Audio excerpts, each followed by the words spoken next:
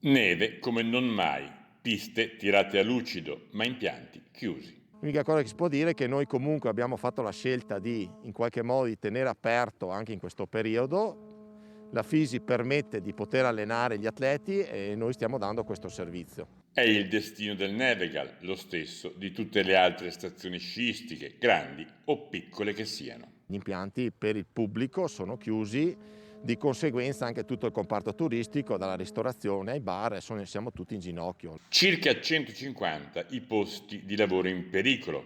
Qualcuno ha ricevuto i ristori, chi 600 euro, chi 2000, chi nulla, come nel caso dei bed and breakfast e dei maestri di sci, protagonisti tutti assieme di un flash mob silenzioso e garbato. Un abbigliamento decisamente particolare, sicuramente qui per protestare, ma perché con questo look?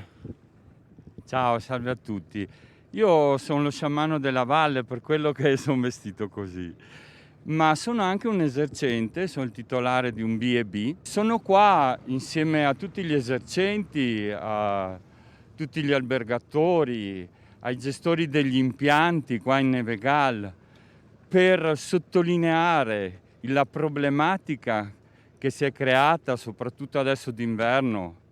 Tutti gli impianti sono chiusi, gli alberghi non hanno gente, i B&B, non c'è più turismo, non c'è più niente. Questa è una situazione che si protrae ormai da quasi un anno.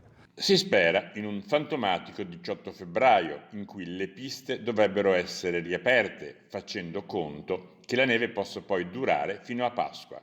Si spera e non si comprende cosa si stia ancora aspettando.